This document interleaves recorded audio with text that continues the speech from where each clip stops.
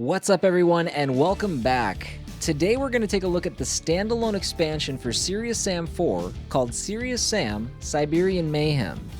But first, my name is Chris, or Cdub719 if you prefer, and you can catch me live on Twitch Monday through Friday from 9 a.m. to 4 p.m. Central Standard Time. You can also find me on Twitter, TikTok, and Hover as Cdub719, and here, YouTube, the place you just found me. Here's where you'll see my video reviews, my future dub series, and my Hey, I Tried series. Finally, if you'd like to be a part of the community, head on over to the Discord, which I've got linked below. Now, let's get serious. I'm sorry, I won't do that again. Dating all the way back to 2001 with Serious Sam The First Encounter, this series has stood the test of time and carved its niche as being one of the most over-the-top, ridiculous shooters on the market. Having a storyline built around time travel, the existence of a multiverse, and hostile aliens, you're dealing with a series that knows exactly what it's doing, and it goes all in. It's not atypical to find yourself face to face with an entire battalion of hundreds of enemies charging at you with different thoughts on how to end your pathetic life. Don't fret though, this series is all about evening those odds. Serious Sam Stone has quite an arsenal of his own. Sure, you've got your standard pistol, shotgun, and rifle, but it won't be long before you find weapons that can literally turn the tides of the war, producing nothing less than white-knuckle affairs. With 4 main games and a handful of spin-offs, this franchise is one that has survived for 20 years because it does the first-person shooter genre how it wants. Instead of competing with the Halos, the Dooms, and the Destinies of the world, this game does things its own way. There's a reason those other games are the measuring stick, and Serious Sam might not be at that quote-unquote AAA level, but it has done a fantastic job carving out its own niche over the last 20 years. Siberian Mayhem is the latest entry in the exploits of one Serious Sam Stone. Now, one of the more interesting aspects of this game is how the development was handled. For Siberian Mayhem, some of the most talented members of the Serious Sam modding community came together under the banner of Timelock Studios. Timelock then worked closely alongside Croteam, who provided additional backup development, more workspace, engine customization, music, some story elements, and various game assets. I don't know, maybe this kind of thing happens more than I think, but I think this is so cool. I mean, you want devs to listen to their community, but how crazy is it to literally co-develop the game with them in this fashion? The game itself provides an extended look at the events of Serious Sam 4 and is set between the penultimate and final levels of that campaign. Heads up, spoilers for Serious Sam 4 incoming. If you don't want spoilers, maybe skip ahead the next 45 seconds or so. Ready?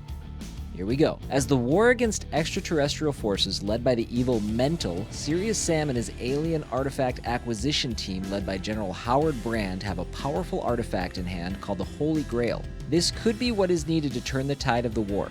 However, General Brand, who has had his body and soul corrupted by the Grail, betrays humanity and sets off to Tunguska to hand the Grail over to Mental. Siberian Mayhem is a race against time to catch up with General Brand to stop him before he can hand over the Holy Grail. So there's the lead up to this standalone expansion. Now, if you don't mind, let's talk about a little S&M. I didn't mean Siberian Mayhem is the better way. The game opens with Sam pulling up in a boat to a frozen shoreline, rocking just his branded t-shirt because that's what serious people do. He reiterates his need to catch up with General Brand, and there's really not much else to say as Sam pulls his pistol and away you go. It's about now that I should tell you that I did this entire playthrough using my PS5 controller. That's important because it doesn't take long to run into your first baddie, and upon firing with a controller, you'll immediately notice auto-aim defaults to off. You're probably thinking, on controller, the next move I would make would be to turn auto-aim on. Well, I did not. Sam has amazing accuracy with all his weapons, and while auto-aim being off for mouse and keyboard makes sense, I actually think it feels just as good playing with it off on controller as well. Sure, sometimes the fine-tuning of shots is a little more difficult, but to be fair, fine-tuning your shots in Serious Sam is not the name of the game.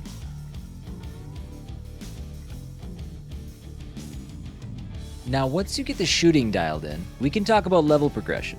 You'll typically find yourself working toward checkpoints with some optional paths sprinkled in to help complete Sam's arsenal. There's sometimes some very light puzzling and a bonkers amount of shooting.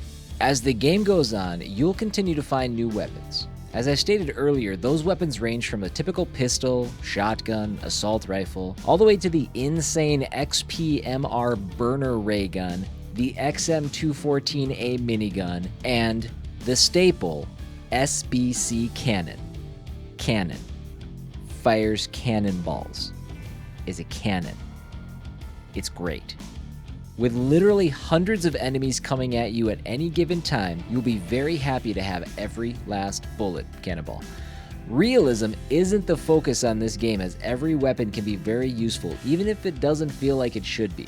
No less than a dozen times did I find myself sniping enemies on rooftops 200 yards away with my shotgun. You don't have to, just know that you can.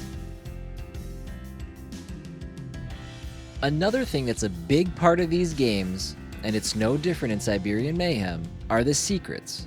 That I am just awful at finding, by the way. I found 17 out of a possible 85. Yeah. These secrets range from secret ammo stashes to new equipment and even straight up traps. But they can also lead to some of the most WTF moments you'll see in a game like this. I found an area that led me to basically an acid dream, and another with enemies dressed in Men in Black suits planning an attack of world-ending proportions in a secret government-looking bunker. I'd list more, but I couldn't find them. So after giving you a quick highlight of the game and my experiences with it, let's detail some of the positives and negatives. My first positive ties to the gameplay. I think this expansion was actually a step forward from a technical perspective for most of the game. That's right, for most of the game. Thinking back to Serious Sam 4, I remember having problems on a technical level when I played it back in 2020. That experience, while fun, felt like it suffered from some pretty hefty drops in frame rate and some weird terrain issues. Those likely have been resolved through patches by now, but with Siberian Mayhem, I had little to no issue with this game until the final chapter, where I suddenly started experiencing a pretty hefty drop in frame rate every 20 seconds or so. I believe it actually cleared up as I progressed to the end of the level, but for about half that level, it was something that was very noticeable. Hopefully a patch is planned to smooth that section out, which according to devs, post-launch support will be aimed at resolving exactly those types of issues. Also, they hint at potentially adding survival mode, but are light on the details of what that would entail, and additional player models to choose from. Despite the issues I called out, I mark it as a positive because I believe it can be resolved, and when it was humming along, I honestly believe there isn't a more exciting and anxious first-person shooting experience out there. Just try to avoid the vehicles. Specifically the small ones. We'll talk about that later. My second positive relates to the weapons. The weapons in Serious Sam continue to impress. While some weapons were swapped out from Serious Sam 4, the additions they made were fun to play with. And while I do think there's a good amount of weapons, the gorehound in me wants 2 or 3 more to just really fuck shit up. My third positive relates to the secrets. I feel confident in saying that completionists will not be disappointed searching for everything this game has to offer. Sure, some secrets are better than others, but the good ones are really good. You know, there's even something special about coming across the traps. You know they're trolly, but it's still just, fun. My fourth positive are the upgrades. A lot of games have some sort of skill progression or light RPG elements these days. Serious Sam is no different. However, instead of offering incremental damage output or slightly buffed defenses, I feel that the upgrades you earn truly impact the game in a substantial way in Serious Sam. Some examples of the upgrades are dual wielding the different tiers of weapons, small, medium, and large, being able to reload and shoot while sprinting, you're gonna need that, or being able to move normal speed while aiming down sights.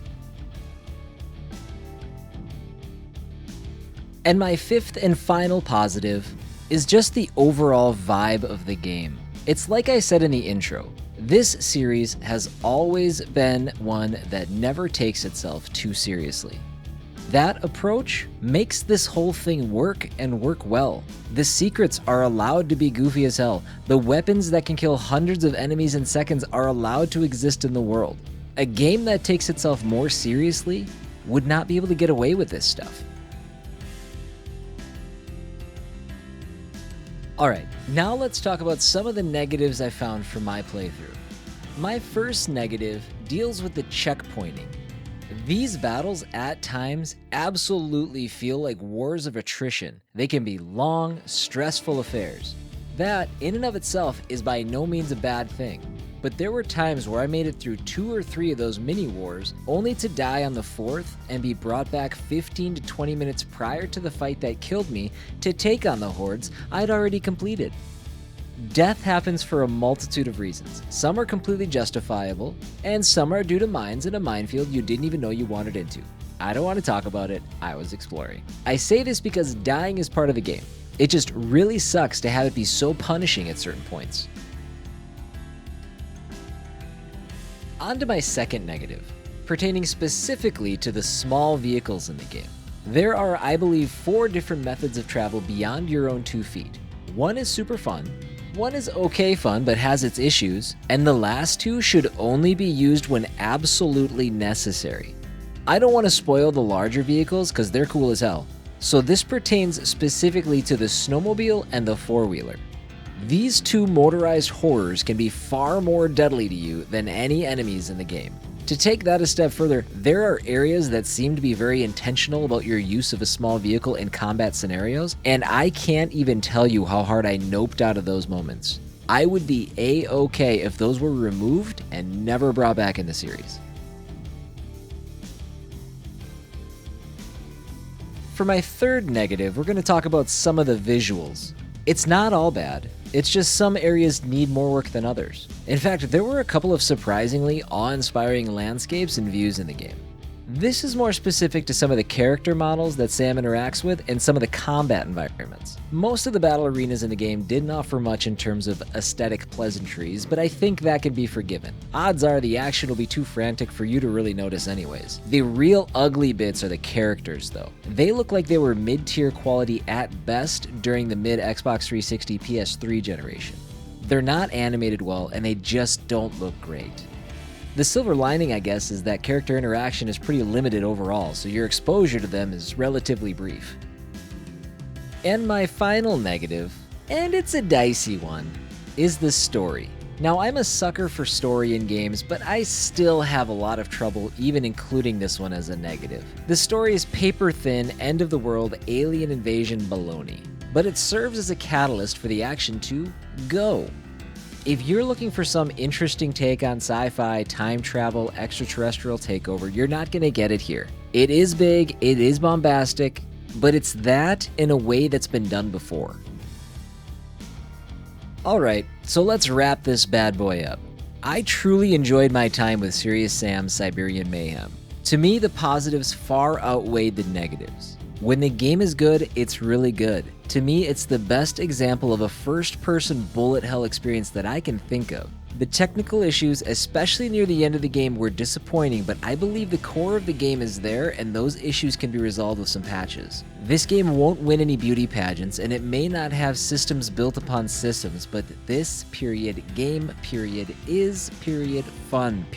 I also think it worth mentioning that the formula isn't drastically different than how the series originated. I know Serious Sam doesn't always come to the forefront when discussing first-person shooters, but if you try it and you like it, there's a lot of games in this franchise that you should go check out. And hey, before you leave, hit the subscribe button, hit the thumbs up button. Maybe tap that bell too so you know when my next video goes up. I would sure appreciate it. Thanks guys, have a great rest of your day.